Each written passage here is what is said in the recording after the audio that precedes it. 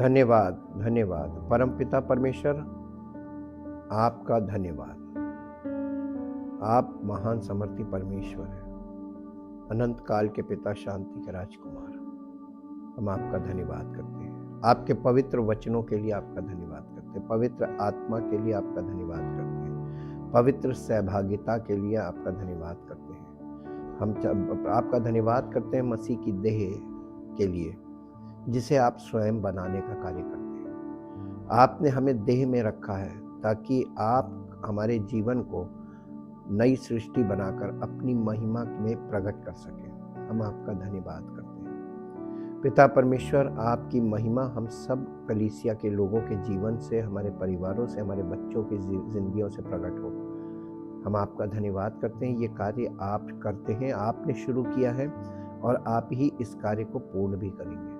हम विश्वास से आपकी संगति में बने रहते हैं और आपके पवित्र वचनों में मन लगाते हैं, ताकि पवित्र आत्मा के द्वारा हमारे जीवन में पवित्र वचन कार्य करे और हमारे जीवन को, हमारे भीतरी मनुष्यत्व को नया बनाकर हमारी जिंदगी से अपनी महिमा को प्रकट करें। हम आपका धन्यवाद करते हैं। हम आपके वचन को सुनने से पहले, आपके वचन को बोलने से पहले, आपके वचन को पढ़ने से पहले आपकी उपस्थिति के लिए आपका धन्यवाद करते हैं। चाहते हैं पवित्र आत्मा वो करे जो आप चाहते हैं और जैसा आपके वचन में वर्णन किया गया है, आपकी योजना के अंतर्गत है, ताकि प्रभु हमारा जीवन वैसा हो जैसा आप चाहते हैं, ताकि हम सब के जीवन से सिर्फ और सिर्फ आपकी महिमा प्रकट हो। धन्यवाद के साथ इस प्रार्थना को आपके इकलौते पुत्र प्रभु यीशु मसीह के नाम से मांगते हैं, आमीन।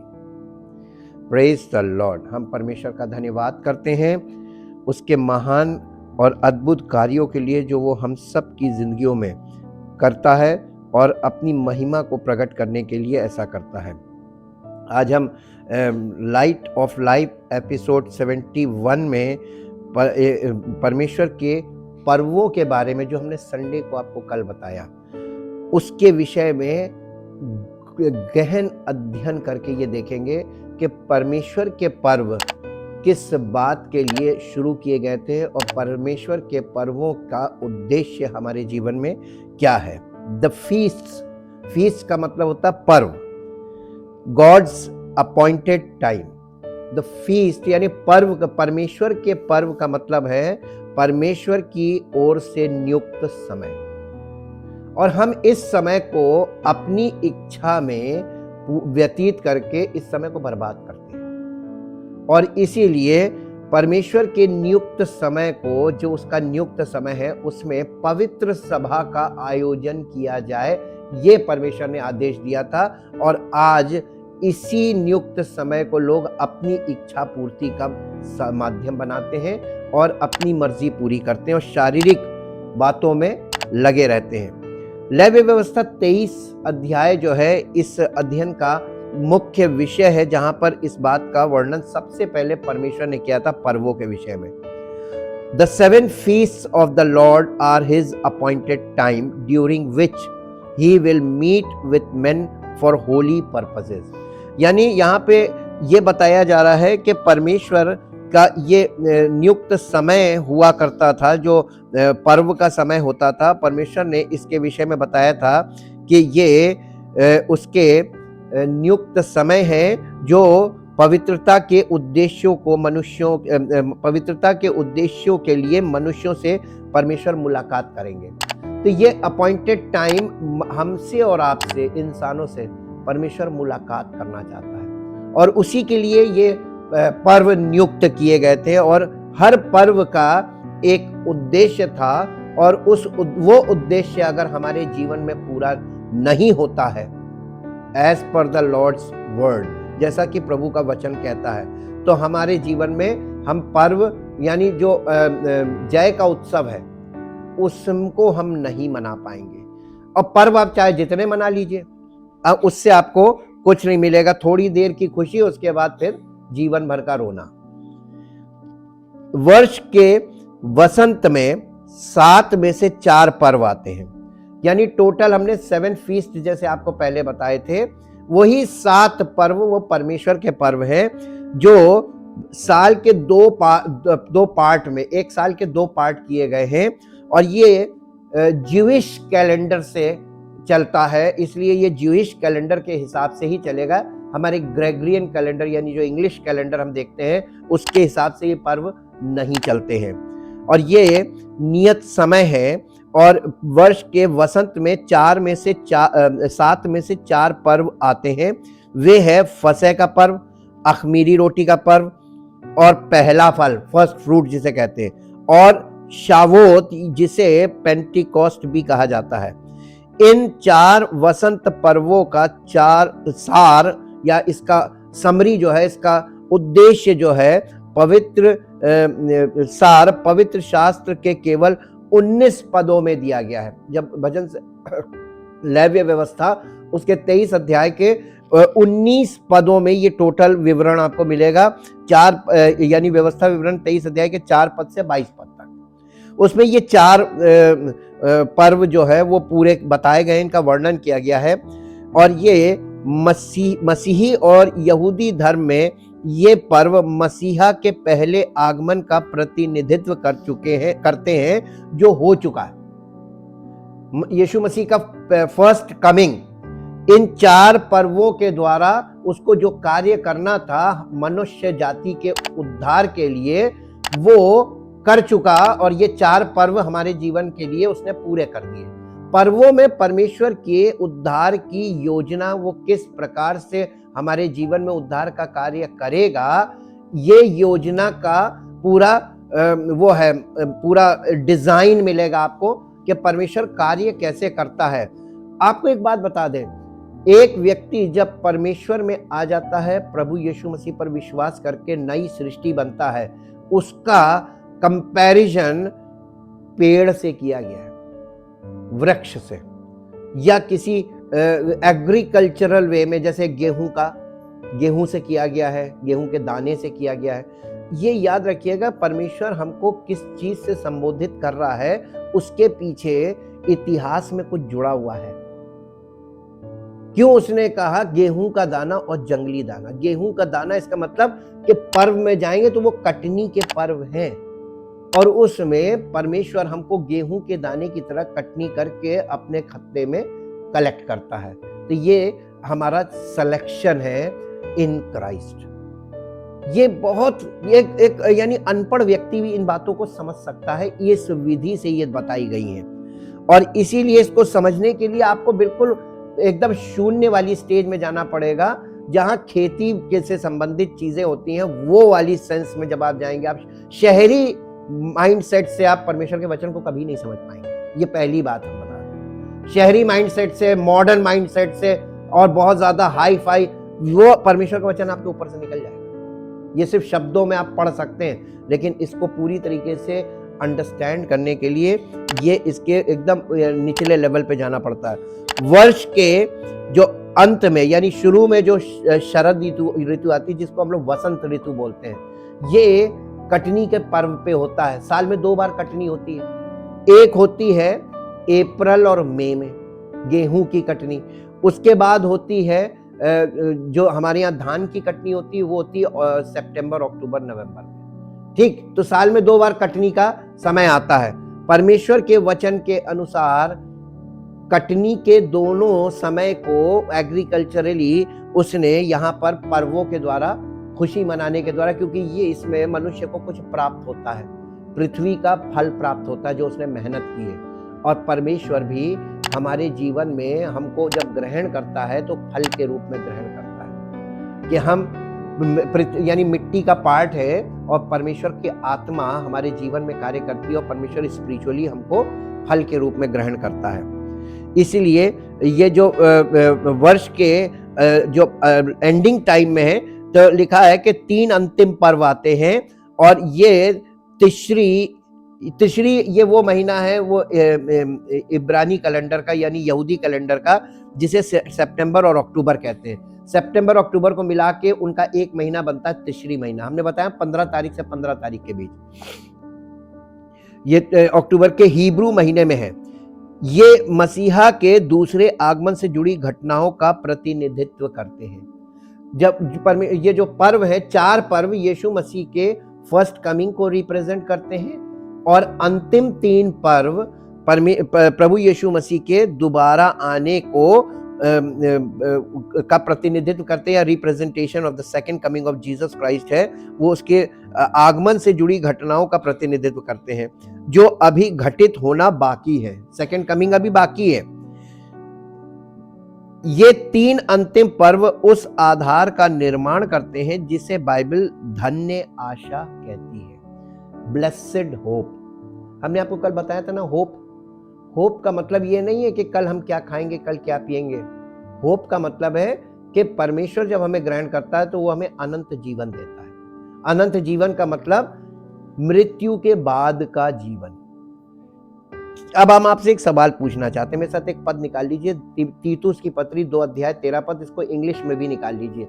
जब तक निकाल रहे तब तक मैं आपको एक बात बताता हूं कि एक मिनट, ये धन्य आशा, ब्लेसेड होप, इसका मतलब होता है अनंत जीवन प्राप्त कर लेना, यानी मृत्यु के बाद के जीवन को प्राप्त कर लेना। अब लोग ये सोचते हैं कि जब हम मरेंगे तो उन्हें ये आशा है कि हम मरने के बाद जिएंगे, लेकिन ये झूठी आशा है। किस आधार पे आप ये विश्वास कर रहे हैं या आशा कर रहे हैं कि आप मृत्यु के बाद जीवित रहेंगे, यानी अनंत जीवन आपको मिल जाएगा? किस आधार पे? आपके पास इसका क्या आधार है? कल्पना है, आधार नहीं है। इसका आधार किसी के पास नहीं है। जिस दिन यह आधार आपको मिल गया, कौन ऐसा है जो मर के जी उठा? तो आशा हमारी किस पे होनी चाहिए? तो जब तक कोई मसीह में नहीं है, मसीह की देह का हिस्सा नहीं बनता है कलीसिया का, और उसमें अपनी मृत्यु की यानी फिजिकल डेथ तक वो उस दशा में बना नहीं रहता है विश्वास योग्य, उसके लिए ये आशा नहीं है। ये एक लॉन्ग टर्म प्लान है। एक बार आकर बस विश्वास करके यानी विश्वास का अंगीकार किया और चले गए, ये धन्य आशा उसके लिए नहीं है। अगर किसी को चोट लगे, माफी, परमेश्वर के वचन में जाके देख लो परमेश्वर हमसे क्या कह रहा है और कलीसिया में कब तक बने रहना है, उस दशा में कब तक बने रहना है, ये आपको देखना। जब तक आपको यानी फिजिकली आप जीवित हैं तब तक आपको उस देह का हिस्सा बने रहना है और मसीह की देह के साथ विश्वास योग्य बने रहना है, और आपकी विश्वास योग्यता काउंट की जाएगी। अगर आप उसके साथ फिजिकल लाइफ में मसीह की देह में विश्वास योग्य बने रहते हैं till the last breath of our life, हमारे जीवन के आखिरी श्वास तक, जैसे ही आपकी फिजिकल डेथ होगी आप इटर्नल लाइफ में चले जाएंगे। उसमें कार्य कुछ नहीं करना है, फिजिकली कोई प्रयास नहीं करना है और फिजिकली आपको कुछ भी नहीं करना है, लेकिन आपको उस दशा में बने रहना। इसी आधार पर नए नियम में सब प्रकार की विपत्तियों में विश्वास योग्य बने रहो, सब प्रकार की परिस्थितियों में विश्वास योग्य बने रहो क्यों कहा जा रहा है और इसके लिए क्यों उत्साहित किया जा रहा है? मृत्यु से पार का जीवन मरने के बाद शुरू नहीं हो सकता, ये दूसरा पहलू है इसका। ये शुरू होगा हमारे फिजिकल लाइफ से और ये कंटिन्यू होएगा जब हम विश्वास योग्य बने रहेंगे अंतिम सांस तक, तब ये कंटिन्यू करेगा, वरना ये शुरू नहीं होगा तो ये आपको मिलेगा ही नहीं। तो मृत्यु के से पार का, मृत्यु के बाद के जीवन को हमें आज और अभी शुरू करना है ताकि हम इसको कंटिन्यू कर सकें। और अगर आपका शुरू नहीं हुआ है, आपका स्पिरिचुअल बर्थ नहीं हुआ है, तो आपकी फिजिकल डेथ के साथ अनंत मृत्यु निश्चय है, according to the word of God, परमेश्वर के वचन के आधार पर। और हम आपको अपनी ओर से कोई भी बात ना बता सकते हैं क्योंकि हमारी तरफ से ये बातें फिट बैठती ही नहीं है। ये जैसा प्रभु ने निश्चित किया है। अब पढ़ें तीतुस की पत्री 2 अध्याय उसका 13 पद। और उस धन्य आशा की अर्थात अपने महान परमेश्वर और उद्धारकर्ता यीशु मसीह की महिमा के प्रकट होने की बाट कब तक? नहीं, जब तक कि आपकी आखिरी सांस है उसकी बाट जोते रहो। बाट जोते रहो का मतलब क्या है?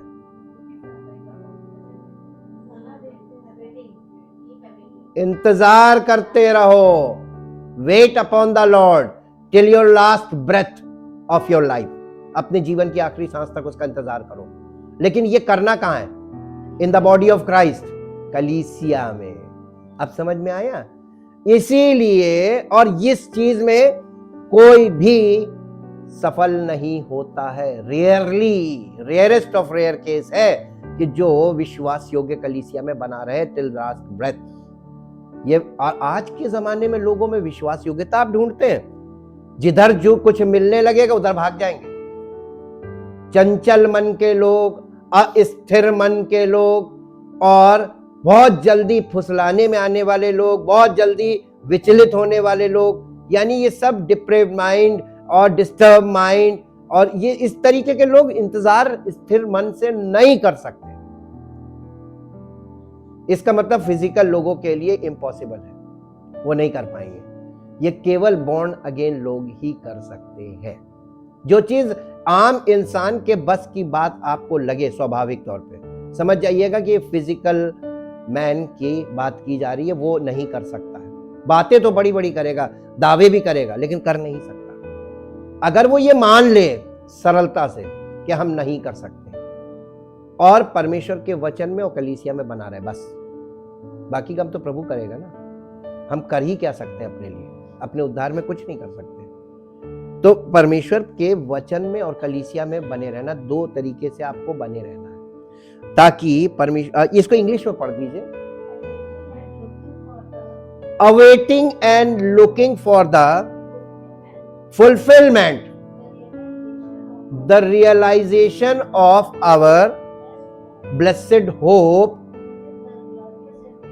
even the glorious appearance of our great God and Savior Christ Jesus, the Messiah, the Anointed One।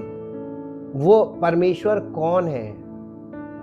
वो प्रभु कौन है? दोनों एक ही है कि नहीं है? यहाँ पे देखिए, आप भाषा पढ़ लीजिए। Our great God and Savior Christ Jesus। Jesus is God and Jesus is Lord। तभी तो उसने बोला था पिता और मैं और पिता एक है। और दुनिया के लोग पंगा किससे ले रहे हैं? और इसलिए जो कोई उससे टकराएगा वो नष्ट हो जाएगा। लिखा हुआ है, परमेश्वर ने अपने आप को ऐसा प्रकट किया कि लोगों को पसंद नहीं आया। अब परमेश्वर मनुष्यों की पसंद पे काम नहीं करता। आपको क्या पसंद है उसके अनुसार, आप क्या चाहते हैं उसके अनुसार कार्य नहीं करेगा। वो अपनी योजना और अपनी इच्छा के अनुसार कार्य करेगा। तो मनुष्य क्या कर सकता है? हम अपनी इच्छा को हटा के उसकी इच्छा में आ सकते हैं, तो हम ग्रहण किए जाएंगे। हम उसकी योजना का हिस्सा बनेंगे तो वो हमें ग्रहण करेगा। लेकिन हम चाहेंगे कि हम ये चीज नहीं, हम कलीसिया में नहीं जाएंगे, बाकी प्रभु हमारे जीवन में ना। उसने तुम्हारे हिसाब से कुछ नहीं किया है, ना तुम्हारे मन के अनुसार चलेगा। तुमको उसके मन के अनुसार चलना होगा तो तुम आ सकते हो, लेकिन वो तुम्हारे हिसाब से कार्य नहीं करेगा। अब ये जो वसंत के पर्व हैं, ये वसंत के 4 पर्व हैं, बहुत शॉर्ट में आपको बताते हैं। सबसे पहला पर्व था फसह का पर्व। ये मूलभूत पर्व, ये फाउंडेशनल फीस्ट है, ये मूलभूत पर्व है। ये 4 पर्व मूलभूत है, यानी बेसिक्स है। इसके बिना दूसरा वाला जो कटनी वाला पार्ट जो दूसरा आता है वो पूरा नहीं हो सकता। और ये मूलभूत पर्व हैं। इसके बाद आने वाले 6 पर्व इसी पर बने हैं, यानी फसह का पर्व है, इसी के आधार पर 6 पर्व है, तब 7 हो गए। हमने 7 फीस्ट आपको बताए थे। उन 7 फीस्ट में से जो पहला है ये है फाउंडेशनल फीस्ट, सबसे पहला और मूलभूत पर्व। ये लेवी व्यवस्था 23:5 में शामिल है। ये दूसरा पर्व अखमीरी रोटी का पर्व भी आरंभ करता है। अगर ये फसह का पर्व नहीं होगा तो दूसरा पर्व नहीं चालू होगा, और दूसरा पर्व नहीं चालू होगा तो फिर तीसरा भी नहीं होगा। मिस्र में जो हुआ, ये दूसरा पर्व अखमीरी रोटी का पर्व भी आरंभ करता है। मिस्र में जो हुआ उसका वर्णन करने के लिए उपयोग किए जाने वाले सभी शब्दों में एक शब्द मोचन। मोचन का मतलब क्या होता है? मोचन का मतलब होता है हरने वाला। मोचन का मतलब होता है रिडेम्पशन, इंग्लिश में बोलते हैं रिडेम्पशन, छुटकारा देने वाला, मोचन। और मोचन के बिना हमारे जीवन में छुटकारा यानी रिडेम्पशन, रिडीम हम कैसे होंगे? हम कैसे बिना छुड़ाए जाने वाले के द्वारा हम छुड़ाए गए ना। तो छुटकारा जो हमको देने वाला है, जब तक वो नहीं आएगा तो हमें छुटकारा मिलेगा कैसे? संसार की रीति बताएं, संसार के लोग क्या सोचते हैं? उनको विधि चाहिए। वो कहते हैं हमें बता दीजिए क्या करना, हम करेंगे। जितने भी रिलीजन इन द वर्ल्ड हैं, रिलीजन की पहचान ही है कि आपको क्रिया बता दी और सब लोग अपनी अपनी क्रिया कर रहे हैं, इसको कहते हैं रिलीजन। लेकिन प्रभु यीशु मसीह इसलिए नहीं आए थे कि हमको रिलीजन दें एक नया। ना वो किसी का रिलीजन बदलते हैं, ना रिलीजन बदलने का कोई इसमें कोई चर्चा ही नहीं रिलीजन की। इसमें तो जीवन की बात की गई है ना। परमेश्वर के वचन में जीवन से संबंधित बात की गई है, और जीवन डिपेंड करता है मनुष्य के स्वभाव पे, और जीवन शैली मनुष्य के स्वभाव पे डिपेंड करती है। हमारी अभी जो जीवन शैली लोगों के अंदर हमें दिखाई दे रही है, ये शारीरिक जीवन शैली है। अब जब डॉक्टर के पास आप जाते हैं, बीमारी में जितनी भी बीमारी लाइलाज है, उनमें जाके देखिए, डॉक्टर कहता है ये जीवन शैली की प्रॉब्लम है, आपको समझ में नहीं आएगा। आप सोच रहे हैं कि वो आपके ट्रेडिशन पे उंगली उठा रहा है, या आप जीवन किस प्रकार से ऑर्गेनाइज अपना कर रहे हैं उस पर वो कह रहा है कि कितने बजे सोना, कितने बजे उठना, क्या खाना क्या नहीं खाना, कैसे रहना। ये सब नहीं है जीवन शैली। जीवन शैली का मतलब आपका स्वभाव, जिसके आधार पे आप जीवन व्यतीत कर रहे हैं। वो स्वभाव, जीवन शैली, वही प्रॉब्लम है। यानी आपका जो व्यक्तित्व है, आपका जो स्वभाव है, मानव स्वभाव, वही आपके लिए ला इलाज बीमारियों का कारण है। हाँ के ना? और उसमें सबसे प्रधान चीज जो बीमारी की जड़ है वो है क्रोध। ये आपको नष्ट कर देगा और इसको आप नष्ट नहीं कर पाएंगे। उद्धारकर्ता हमारे जीवन में हमें इस मानव स्वभाव से, एडमिक नेचर से छुड़ाता है। और ये एक प्रक्रिया है, ये क्रिया नहीं है, प्रक्रिया है। This is not an act, this is a process.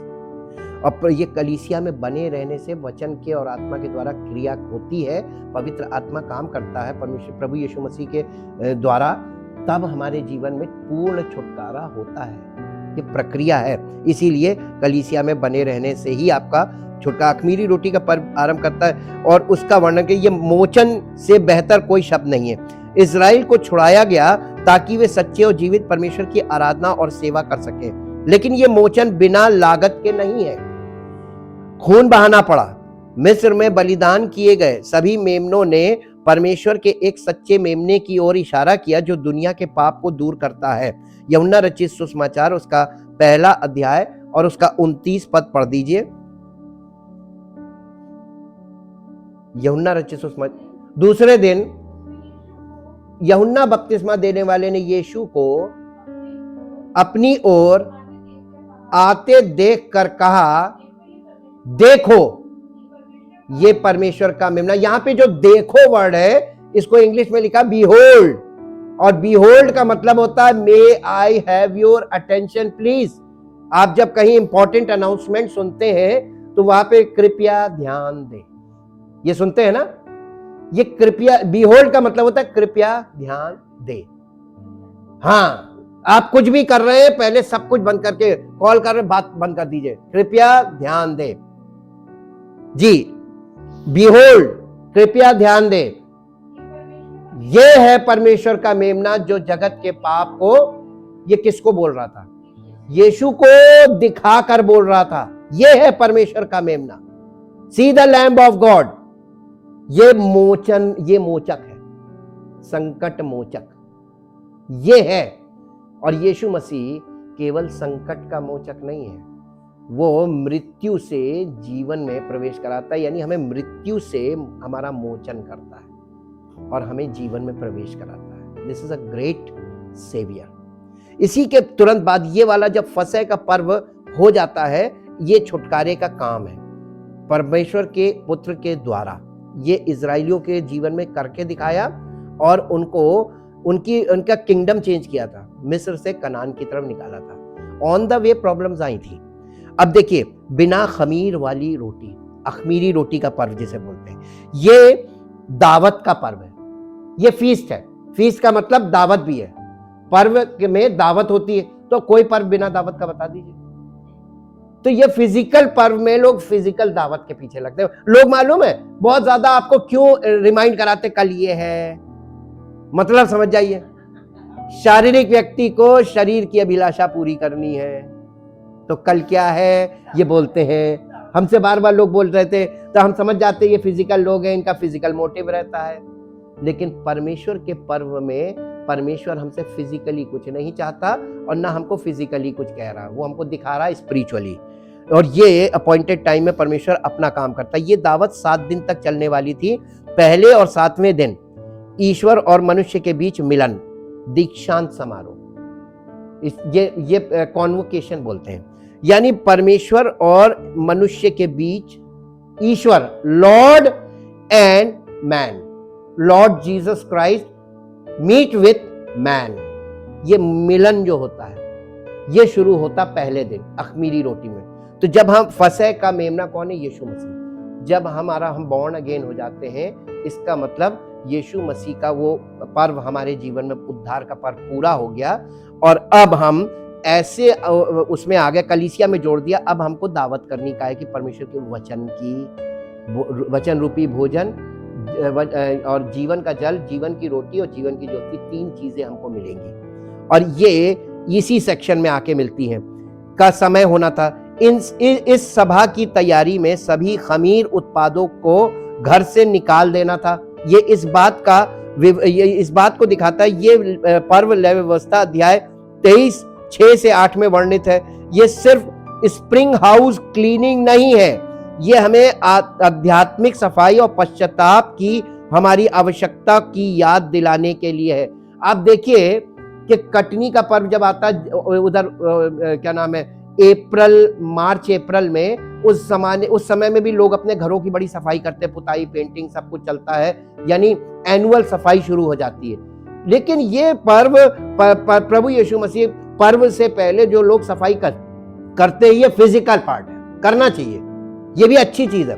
लेकिन ये ध्यान रहे, जब आप फिजिकल सफाई कर रहे हैं तो आपके माइंड में ये विचार होना चाहिए कि हमारे अंदर भीतरी मनुष्यत्व में भी शुद्धता आए। वहां की सफाई कैसे होगी? इसके लिए ये अखमीरी रोटी का पर्व और ये कलीसिया में बने रहने से ये वाला काम होता है कि आध्यात्मिक सफाई और पश्चाताप की हमारी आवश्यकता की याद दिलाने के लिए इस पर्व को फसह के साथ मिलाने से ये 8 दिन का उत्सव बन जाता है। कोई पर्व आपको 1 दिन का नहीं मिलेगा। शुरू 1 दिन होगा और कंप्लीट होगा 8 दिन। मैंने आपको कल बताया था ना, सृष्टि का आरंभ हुआ था हफ्ते के पहले दिन संडे से, और उसके बाद सबसे पहले ज्योति हो गई। परमेश्वर ने ज्योति को प्रकट किया, लोग खुश होने चाहिए, ये खुशी की चीज थी। और अंत में उसने मनुष्य को बनाया 7वें दिन और 6ठे दिन, और 7वें दिन विश्राम किया। विश्राम करते परमेश्वर ने विश्राम किया, उसी दिन मनुष्य का पतन हो गया। और उसके बाद से 8वें दिन परमेश्वर ने उसको नई सृष्टि बनाने का काम शुरू कर दिया, और वो आज तक चल रहा है, युगों से युगों तक। क्योंकि मनुष्य को स्वतंत्र इच्छा देने के बाद परमेश्वर आज तक सिर्फ प्रयास कर रहा है अपनी तरीके से, और इंतजार कर रहा है कि काश कोई मन फिरा के आ जाए। क्योंकि ये मनुष्य के मन पे छोड़ दिया ना उसने। अब मनुष्य का मन कब पलटेगा, कैसे पलटेगा, ये तो बहुत पॉसिबल चीज नहीं है। तो ये एक इम्पॉसिबल वर्क है जो परमेश्वर ने शुरू कर रखा है और जिसका अब कंप्लीट होने का समय आ रहा है। We are very near. आप नहीं देख सकते, मुझे दिख रहा है। और इसीलिए ये हमको ये पर्व हमको इस पर्व को फसह के साथ मिलाने से ये 8 दिन का उत्सव बन जाता है। और एक शब्द जो इस पर्व पर सटीक बैठता है वो है पवित्रीकरण, सैंक्टिफिकेशन। कलीसिया में क्यों जोड़ता है? Sanctification is a process. आप इस प्रोसेस में हम और आप बने हुए। मसीहा अलग रखा गया था, जब इस सैंक्टिफिकेशन में मसीहा नहीं इन्वॉल्व है, क्योंकि वो तो अलग है, पिता के दाहिने बैठा है। उसका शरीर कब्र में नहीं सड़ेगा, ये वादा किया था और वादा पूरा है। आज वो कब्र में नहीं है, वो जीवित पिता के दाहिने बैठा है। इसके बाद तीसरा पर्व था पहला फल, फर्स्ट फ्रूट। ये तीसरा पर्व अख़मीरी रोटी के पर्व के दूसरे दिन से आरंभ होता है।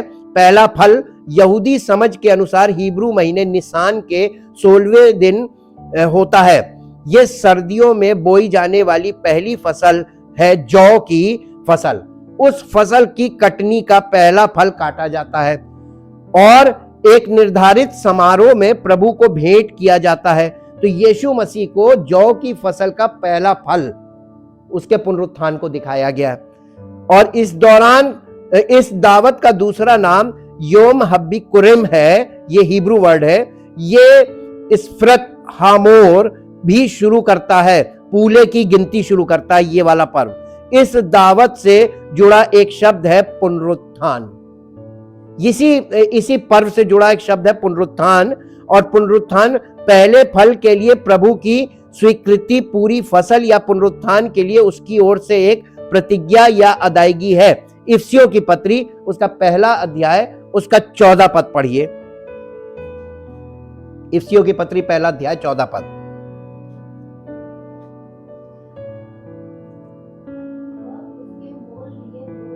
वो उसके मोल लिए हुओं के छुटकारे के लिए, कौन? प्रभु यीशु मसीह हमारी मीरास का बयाना है, प्रथम फल यानी पहला पुनरुत्थान जिसका हुआ जी,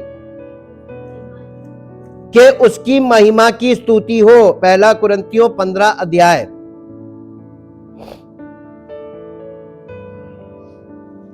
पहला कुरिन्थियों 15 अध्याय 20 पद से पढ़िए, 15 अध्याय के 20 पद से।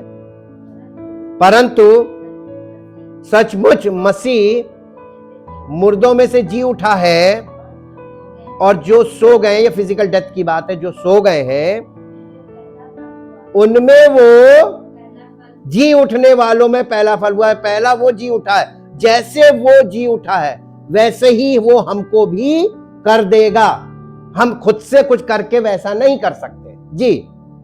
आगे, क्योंकि जब मनुष्य के द्वारा मृत्यु आई तो मनुष्य ही के द्वारा मरे हुओं का पुनरुत्थान भी आया।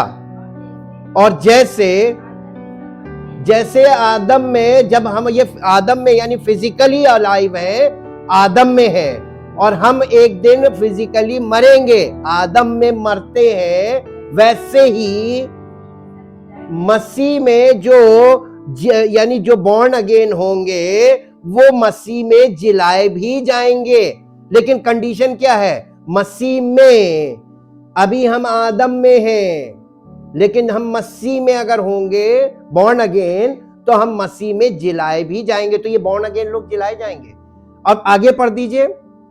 परंतु हर एक, ये एक साथ नहीं होगा, हर एक अपनी अपनी बारी से पहला फल मसीह, यानी पहले आपको मसीह में बॉर्न अगेन होना है, फिर मसीह के आने पर तब आप बॉर्न अगेन होंगे। यानी बॉर्न अगेन होंगे तो मसीह के आने पर आप उसके साथ पुनरुत्थान के भागी होंगे।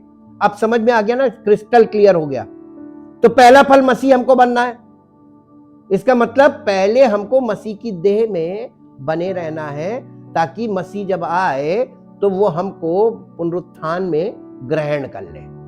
ये है आपका और हमारा मृत्यु के बाद का जीवन जो अभी शुरू करना है हमको, हमें और आपको। इसीलिए हमको इसको समझना। इसके बाद चौथा है शवोत या पेंटिकोस्ट या सप्ताहों का पर्व, जिसे पेंटिकोस्ट कहते हैं। इस पर्व को पेंटिकोस्ट या प्रेरितों के काम 2 अध्याय पहले पद को 2:1 का के नाम से भी जाना जाता है, जिसका अर्थ है 50वां। यह पर्व गेहूं की फसल का पहला फल था। गेहूं की फसल का पहला फल, आप देखेंगे कि कितने लोग थे। गेहूं की पहला फल, जौ की फसल का पहला फल यीशु मसीह है। गेहूं की फसल का पहला फल मसीह के लोग, जिन्हें जो बॉर्न अगेन हुए। तो ये बॉर्न अगेन हुए तो ये कैसे हुए, अब इसको आपको देखना है। तो इसको आपको यहां से देखना पड़ेगा। गेहूं की फसल का पहला फल था। एक शब्द जो इस पर्व को जोड़ता है वो है अभिविन्यास, हिंदी में अभिविन्यास, जिसका मतलब होता है रेजरेक्शन। क्या होता है? Resurrection. The feast, the word orientation. Orientation का मतलब क्या होता है? आप लोग कभी जब यूनिवर्सिटी ज्वाइन करेंगे, जब एडमिशन लेते फर्स्ट टाइम, तो उसमें पहले दिन क्या होता है? इसी को ओरिएंटेशन बोलते हैं। ओरिएंटेशन देखा ना, ओरिएंटेशन होता है। ओरिएंटेशन में क्या होता है? वो जो पहले वाले लोग होते, पुराने सीनियर स्टूडेंट जो उस समय कंप्लीट करने वाले होते, लास्ट ईयर वाले, वो फर्स्ट ईयर वालों को इंट्रोड्यूस करते हैं कि क्या उनको यहां पे कैसे क्या क्या करना होगा। तो ये ओरिएंटेशन कहलाता है। अब ये ओरिएंटेशन कैसे हुआ था? पहले दिन जब पतरस, पवित्र आत्मा उस पर उतरा 120 लोगों पर, उसमें से पतरस खड़ा हुआ और खड़े होकर पवित्र आत्मा की सामर्थ्य में बोलने लगा, सुसमाचार प्रचार करने लगा, यीशु मसीह के जी उठने की गवाही देने लगा, और सुनने वालों के दिल छिद गए। और वो पतरस और शेष प्रेरितों के पास आकर कहने लगे कि उद्धार पाने के लिए हम क्या करें? और ये सब यहूदी लोग थे। और फिर उन लोगों ने कहा कि मन फिराओ, पश्चाताप करो, और तब मन फिराओ, पश्चाताप करो, बपतिस्मा लो, तो तुम पवित्र आत्मा का दान पाओगे। ये यहूदियों के लिए कंडीशन थी। ये अन्य जातियों पे कंडीशन लागू नहीं हो सकती, क्योंकि उनके पास पहले से वचन थे, व्यवस्था थी, भविष्यवक्ताओं के वचन थे, यानी वर्ड ऑफ गॉड, उनके पास रिटन वर्ड ऑफ गॉड पहले से था। इसलिए उनके लिए थोड़ा लंबा रास्ता रखा गया है। उन्होंने प्रभु यीशु मसीह को ग्रहण नहीं किया था, इसलिए उनके लिए थोड़े हार्ड स्टेप रखे गए हैं। लेकिन अन्य जातियों के लिए स्टेप्स दूसरे हैं, जो आज तक लोगों को समझ में नहीं आए। और इसीलिए ये प्रथम फल था 3000 लोग। ये पर्व लय व्यवस्था के अध्याय 23 अध्याय के 15 से 21 में वर्णित है। गेहूं की फसल के इस पहले फल के साथ इजराइल की 2 रोटियां लानी थी। इजराइलियों को 2 रोटियां लानी थी। ये 2 रोटियों का क्या खेल था? केवल यही दावत थी जिसमें खमीरी रोटी का प्रयोग किया जाता था। केवल ये एक ऐसा पर्व था जिसमें खमीरी रोटी का इस्तेमाल किया जाता था। ये खमीरी रोटी यानी उत्सव के समय खाई जाने वाली रोटी थी, और इसका प्रयोग किया जाता। 2 रोटियां यहूदी और अन्य जातियों का प्रतिनिधित्व करती है। इसमें छिपा हुआ कुछ भेद। ये 2 रोटियां जो लानी थी इजराइलियों को, ये 2 रोटियां यहूदी और अन्य जाति दोनों सेक्शन को रिप्रेजेंट करती थी। इसमें खमीर भी था। खमीर क्या है? हमारे जीवन में पाप को दिखाता है कि हम यानी हमारा पुनरुत्थान तो हो गया, मसीह में तो आ गए, लेकिन हम शुद्ध नहीं है। बॉर्न अगेन होने के बाद भी खमीर है, लेकिन हम प्रभु में हैं, कलीसिया में हैं, हम खमीर है हमारे अंदर। तो हमारे अंदर मानव वाला स्वभाव है जिसमें प्रॉब्लम है, करप्शन है, लेकिन हम कलीसिया में हैं। तो कलीसिया में कैसे लोग होंगे? धर्मी नहीं होंगे, वैसे ही होंगे, लेकिन यह है कि यहां पर हमारे जीवन में काम किया जाएगा, करेक्ट किया जाएगा, डांटे पड़ेंगी, हैं? पवित्र आत्मा बहुत हार्ड डील करेगा, और जो इस हार्डनेस को नहीं झेलेगा भाग जाएगा। क्लियर हो गया ना? ये है। और ये खमीरी रोटी का प्रयोग किया जाता है। तो 2 रोटियां यहूदी और अन्य जातियों का प्रतिनिधित्व करती हैं, एक मसीहा में। ये रू हकोडेश यानी पवित्र आत्मा को, रू अकोडेश, पवित्र आत्मा जिसे कहते हैं हिब्रू में, का आना था, जिसने नए सिरे से वाचा को बहाल किया था या परमेश्वर के वायदों को बहाल किया था। यहूदी और अन्य जातियों के बीच की दूरी टूट गई है। यह इस बात का सबूत था कि उसने मसीह में उन दोनों को एक कर लिया। मेरे साथ निकाल लीजिए इफिसियों की पत्री अध्याय 2, जल्दी से इफिसियों की पत्री अध्याय 2 और उसका 11 पद से पढ़िए। इस कारण स्मरण करो कि तुम जो शारीरिक रीति से अन्य जाति हो और जो लोग शरीर में हाथ के किए हुए खतने से खतने वाले कहलाते हैं, वे तुमको क्या कहते हैं? यहूदी लोग क्या कहते हैं? अन्य जाति के लोगों को कहते हैं खतना रहित। जी, तुम लोग उस समय मसीह से अलग और इज़राइल की प्रजा के पद से अलग थे, अलग किए हुए और प्रतिज्ञा की वाचाओं के, परमेश्वर के वायदों के भागी नहीं थे और आशाहीन और जगत में ईश्वर रहित थे। पर अब मसीह में यानी कलीसिया में आ गए, बॉर्न अगेन हो गए। अब मसीह में तुम जो पहले दूर थे, किससे? परमेश्वर से दूर थे, मसीह के लहू के द्वारा निकट हो गए हो, क्योंकि वही हमारा मेल है जिसने दोनों को, यहूदी और अन्य जाति दोनों को अपनी देह में एक कर लिया और अलग करने वाली दीवार को जो बीच में थी, व्यवस्था थी, मालूम? बीच में व्यवस्था थी। व्यवस्था वो दीवार थी जिसने अन्य जाति को यहूदियों से अलग कर रखा था। उसे यीशु मसीह ने गिरा दिया व्यवस्था पूरी करके। जी, और अपने शरीर में बैर अर्थात वो व्यवस्था जिसकी आज्ञाएं विधियों की रीति पर थी, मिटा दिया कि दोनों से अपने में एक नया मनुष्य, क्या चीज उत्पन्न करता हमारे अंदर? नया मनुष्य हमारे अंदर, न्यू बीइंग हमारे अंदर नए मनुष्यत्व को पैदा करके और परमेश्वर से मिलाता है। ये स्पिरिचुअल मैन हमारे अंदर, हमारी आत्मा वाले मनुष्यत्व को पैदा करके और परमात्मा से हमारी आत्मा को मिलाता है। और ये काम मसीह करता है। उसने ये काम अपनी देह के द्वारा किया है और हमारे लिए जीवन में ये काम अपनी देह के द्वारा यानी कलीसिया के द्वारा ही पूर्ण करेगा। अब ये 4 पर्व यीशु मसीह के उन कार्यों को जो हमारे जीवन में स्पिरिचुअली वो करना मांगता है, ये 4 पर्वों में छिपी हुई है और आपकी समझ में आ गई होगी। हम परमेश्वर का धन्यवाद करते हैं कि परमेश्वर ने ऐसा कुछ भी नहीं किया जैसा लोग उल्टा सीधा वर्णन कर रहे हैं। जो कुछ उसने किया है और जो कुछ आज वो अपने कलीसिया के द्वारा मसीह में कर रहा है, उसका वर्णन उसके वचन में स्पष्ट है। पवित्र आत्मा के प्रकाश की जरूरत है और परमेश्वर की उपस्थिति में आपको आने की जरूरत है ताकि आपको वो नया मनुष्य उत्पन्न करके आपका परमेश्वर से मेल कराए।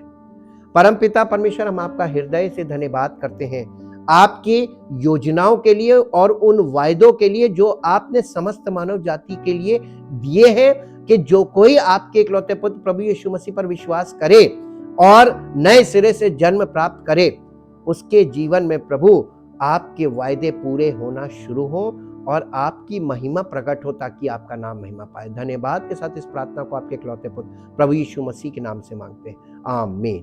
Praise the Lord. परमेश्वर आपको आशीष दे।